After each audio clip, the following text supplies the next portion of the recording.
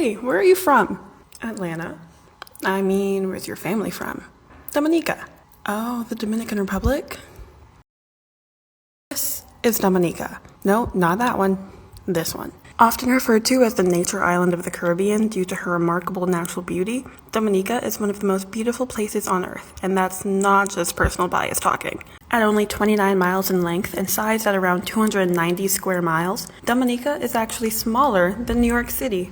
Compared to New York City's population of 8.3 million, Dominica's population of 73,000 seems almost unfathomably small in comparison. But that small population is what ultimately helps keep 75% of the land covered in luscious tropical rainforests. But before we get into more about the country today, let's go back in time to Dominica before it was Dominica.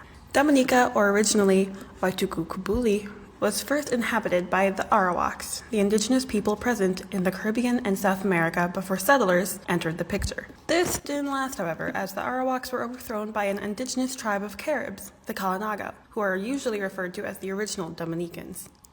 Fast forward to November 3rd, 1493. The sun is shining, the Kalinago are thriving, and a mysterious stranger has landed upon their shores.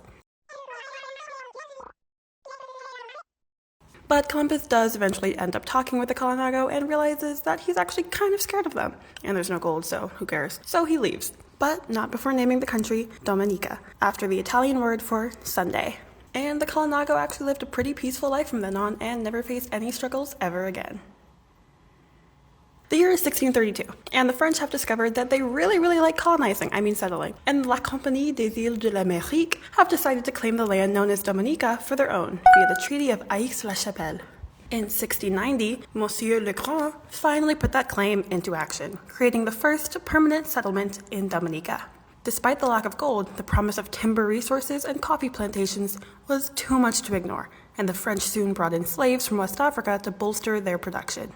From 1756 to 1763, the French and the British quarreled over what boundaries in North America they each possessed, and Dominica was caught in the crossfire. In 1761, Lord Rollo led a British expedition into Dominica and conquered the land, successfully taking over rule from the French. And then they lost it to the French again, in the 1778 invasion of Dominica amidst the American Revolution. When the Treaty of Paris was signed in 1783, during the 7 Years' War, Dominica was handed back to the British. As more liberal attitudes grew over time, the Brown Privilege Bill was enacted in Dominica, allowing the free people of the black majority to be elected to the Legislative Assembly and practice political and social rights. By 1834, slavery was abolished in Dominica, and by 1838, Dominica became the only British Caribbean colony to have a black-controlled legislature in the 19th century. Today, Dominica has made a name for herself in the world as one of the most beautiful places on Earth, her culture and people spreading across the globe alongside her immigrants. Thank you.